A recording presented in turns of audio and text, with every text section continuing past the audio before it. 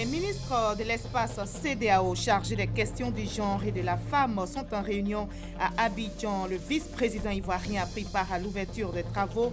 Daniel Kablan-Duncan plaide pour une approche commune et concertée sur ces questions.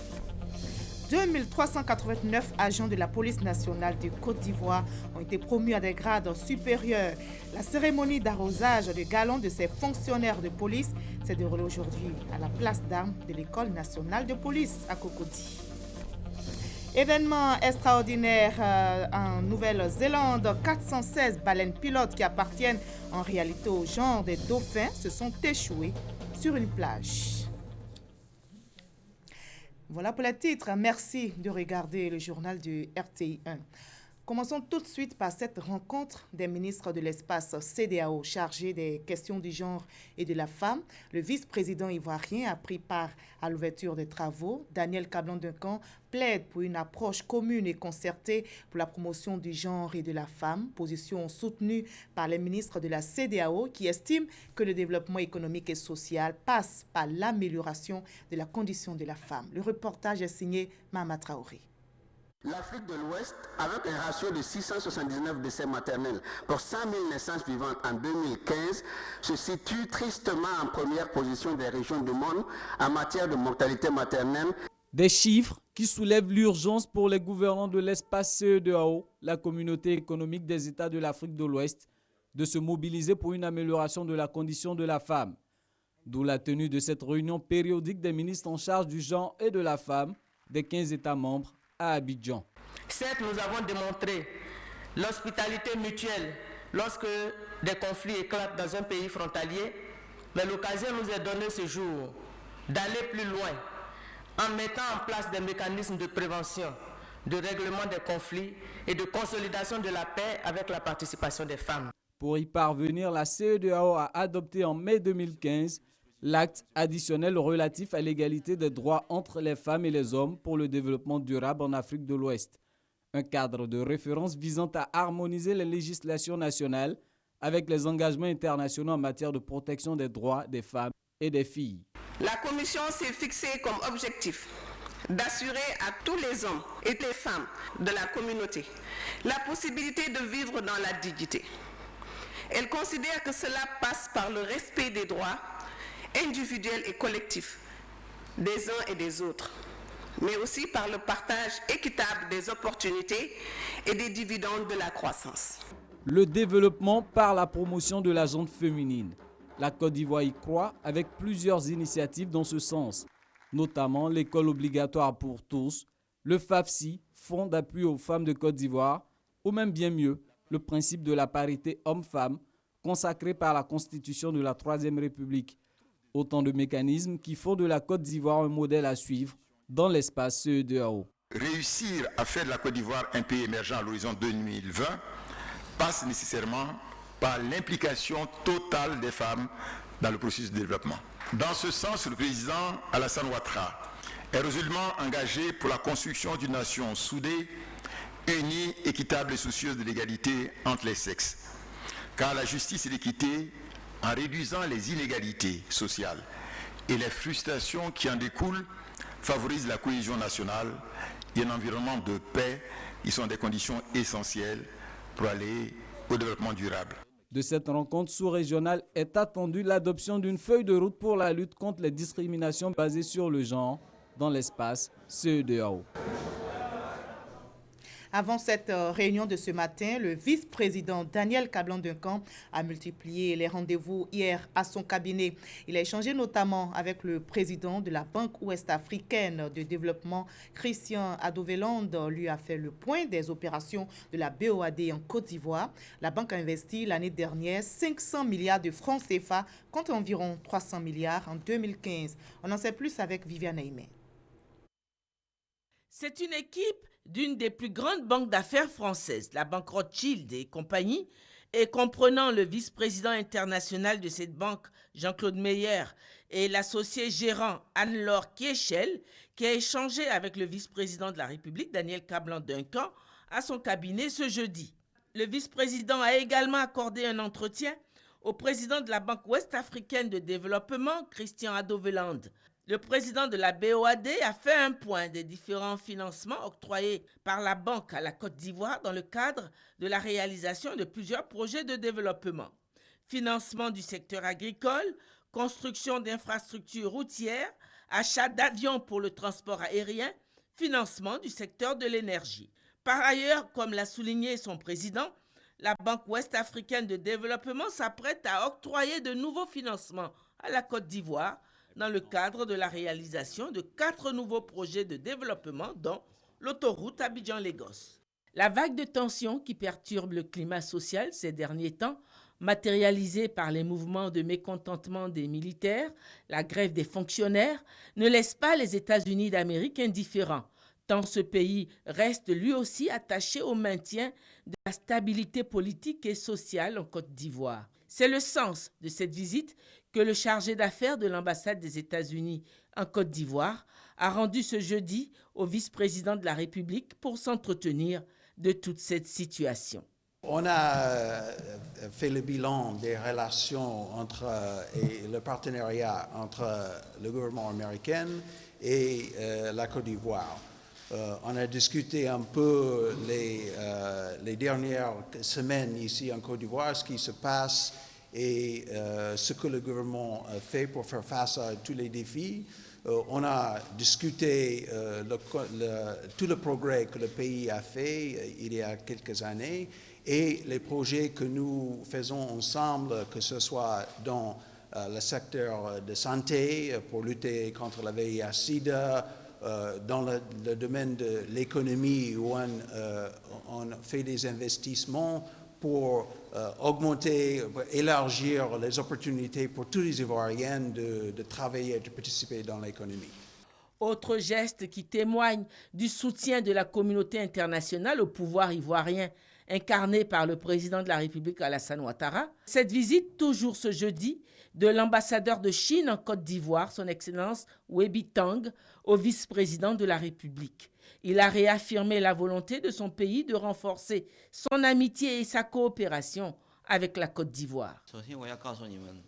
Après notre rencontre, nous nous sommes d'accord pour dire que les relations entre la Chine et la Côte d'Ivoire sont à leur meilleur moment historique. Cela est le cas sur le plan politique, économique, diplomatique, culturel, militaire et bien d'autres domaines. Nous avons des positions très communes sur le plan politique, par exemple au sein de l'ONU. Nous nous sommes toujours montrés soutien mutuel. Pour montrer son soutien à la Côte d'Ivoire, le gouvernement chinois va envoyer une délégation importante pour participer à la conférence internationale sur l'émergence de l'Afrique en mars 2017 qui se tient à Abidjan. Au total, 4 audiences accordées par le vice-président de la République, Daniel Kablan-Duncan, au cours de la journée du jeudi. Le ministre ivoirien des Affaires étrangères, Marcel Amontano, était cette semaine au siège des Nations Unies à New York, aux États-Unis d'Amérique. Le chef de la diplomatie ivoirienne a pris part à la réunion du Conseil de sécurité de l'ONU sur la situation de notre pays. En marge de cette réunion, le ministre ivoirien a échangé avec le secrétaire général adjoint chargé du maintien de la paix et la représentante spéciale du secrétaire général de l'ONU en Côte d'Ivoire, Aïchatou Mindaoudou, comme vous le voyez, a aussi pris part à l'entretien. L'ONUCI a-t-elle confirmé s'apprête à quitter définitivement la Côte d'Ivoire en juin prochain? Le pays a fait d'énormes progrès au plan politique, économique et social après sa sortie d'une décennie de crise. Une autre rencontre pour parler sécurité et elle se tient ici en Côte d'Ivoire. Le général de division Touré Sekou, chef d'état-major général des armées, a échangé avec les forces spéciales basées à Adiaké. La haute hiérarchie des FACI a fait le déplacement à Adiaké pour écouter les éléments des forces spéciales qui ont exprimé leur mécontentement dernièrement. Ces forces ont regretté leurs actions et demandent pardon, comme nous l'explique Herman Kifi. Marine nationale, base lagunaire d'Adiaké. Un vrombissement de moteur déchire le ciel. Un hélicoptère avec à son bord le général de division Touré Sekou, chef d'état-major général des armées, et le général de brigade Lassina Doumbia, commandant des forces spéciales, chef d'état-major adjoint. L'appareil se pose dans la cour de la base. La hiérarchie militaire venue rencontrer les soldats mutins des forces spéciales, responsables des récents remous sociaux survenus à Adiaké. et qui se sont étendues aux localités de Olodjo et Tingrela. Pour rappel, des éléments des forces spéciales s'étaient illustrés négativement en faisant usage de leurs armes pour traduire un sentiment de frustration. Des tirs et mouvements d'humeur qui ont contribué à instaurer la psychose au sein des populations de la paisible localité.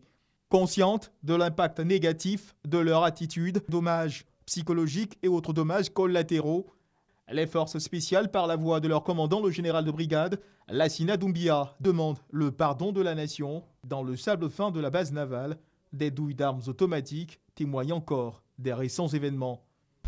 Je considère que c'est une faute de jeunesse. C'est un coup de sang.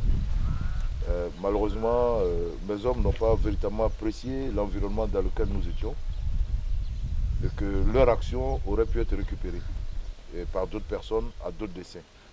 Mes hommes n'ont peut-être pas aussi certainement véritablement apprécié la place qu'ils ont dans le dispositif de défense et de sécurité, ce qu'ils représentent dans le cœur des Ivoiriens et dans le cœur des autorités politiques. Vraiment, en leur nom, je voudrais sincèrement vous présenter toutes nos excuses et réitérer l'engagement qu'ils ont pris, que cela ne se répétera plus jamais. Encore une fois, toutes nos excuses, mon général, pour tous les désagréments qui ont pu être causés. Le chef d'état-major des armées, Touré Sékou, ne passe pas par 4 chemins pour exprimer son mécontentement devant l'attitude adoptée par ces hommes, liés par un code d'honneur, être les derniers remparts. Vous devez demeurer ces forces spéciales qui font la fierté de l'armée ivoirienne. Ces forces spéciales qui font la fierté des Ivoiriens. Mettez-vous au-dessus de certaines choses. C'est ça qui constitue votre force. Merci d'avoir reconnu votre faute, d'avoir reconnu que c'était une erreur. Vous venez de vous racheter. Donc, monsieur, nous vous faisons confiance. J'ose croire que cela ne se répétera plus jamais au sein des forces spéciales. Le cap a par la suite été mis sur la préfecture d'Adiaké où la délégation des forces armées de Côte d'Ivoire a rencontré le préfet de département, les autorités municipales et la chefferie du village. Une visite a été ensuite rendue par la délégation aux blessés par balle, internés au centre hospitalier d'Adiaké. Sur les lieux, le général de division Touré Sékou a apporté le réconfort de la famille militaire aux victimes avant d'affréter une ambulance pour leur évacuation immédiate sur Abidjan et la prise en compte de leurs soins par l'état-major général des forces armées de Côte d'Ivoire. Dans la ville, la vie reprend peu à peu son cours normal. Le calme est revenu, il n'y a pas de problème. Les autorités administratives sont passées pour nous rassurer tout à l'heure. Donc il n'y a pas de problème. On est ouvert depuis 7h30, comme d'habitude. Le calme est revenu, en tout cas par la grâce de Dieu. Depuis 7h, nous sommes là, en train de travailler. En tout cas, il n'y a rien de particulier, tout va bien. Dans les prochains jours, les soldats des forces spéciales entendent mener une série d'actions au profit de la ville d'Adiaké afin de fermer définitivement cette triste parenthèse pour que Adiaké puisse véritablement renouer avec son calme légendaire. Et du côté de la police nationale, ils sont au nombre de 2389 agents. Ils ont été promus à des grades supérieurs. La cérémonie d'arrosage de galons de ces fonctionnaires de police s'est déroulée aujourd'hui à la place d'armes de l'École nationale de police à Cocody. Le directeur général de la police nationale a encouragé les promus à être des modèles, des travailleurs qui font la fierté de la police nationale. Godefroy Okambawa, Michel Digré pour le reportage. Ces agents de la police nationale de Côte d'Ivoire viennent d'obtenir de nouveaux grades, résultat du travail bien accompli. Ils sont 2389 promus au titre de l'année 2017, soit 55 commissaires, 277 officiers et 2057 sous-officiers. Après cette cérémonie, vous allez arborer vos nouveaux grades. Ils font votre fierté, celle de vos familles respectives et de vos entourages.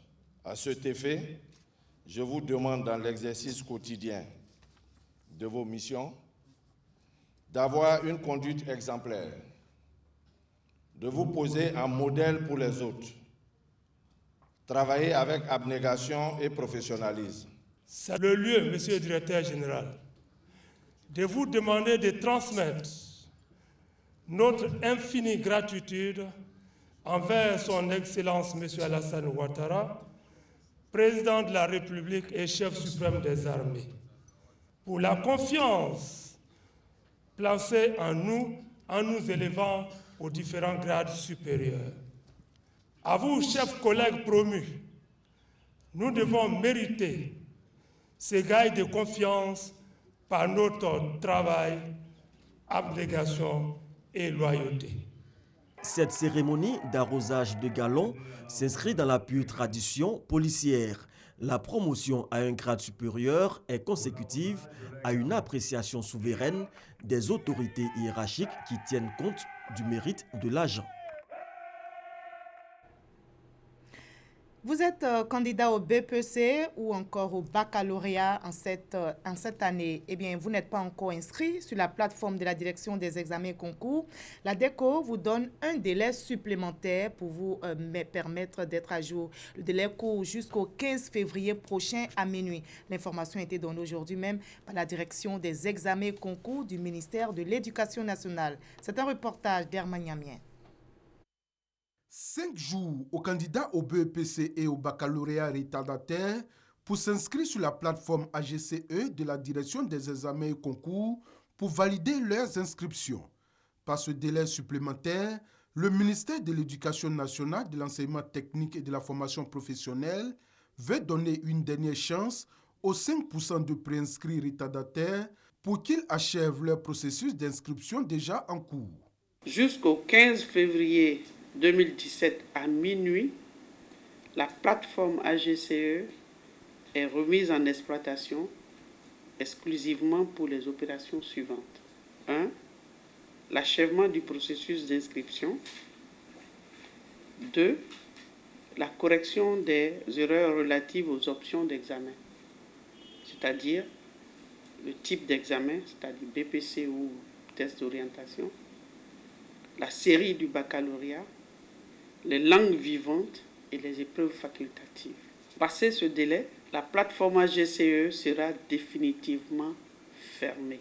Mariam Nimaga Dosso invite tous les chefs d'établissement, les parents d'élèves et aussi les élèves à se rendre sur la plateforme AGCE via le site de la DECO www.men-deco.org pour effectuer les derniers contrôles et corrections. Autre information donnée au cours de ce point presse, le concours d'entrée au CAFOP. Débuté le 9 janvier dernier, la directrice des examens et concours précise que les inscriptions s'achèvent le 4 mars prochain. Et cette année, souligne-t-elle, ce concours enregistre des innovations. Cette année, le concours concerne les instituteurs adjoints, parce qu'il faut élargir la base de recrutement. Donc, les titulaires du BEPC sont concernés par ce concours. Cette année, nous allons vers les régions. 6 régions ont été sélectionnées pour le départ. Et ces 6 régions, ce sont Abidjan, Abangourou, Gagnoa,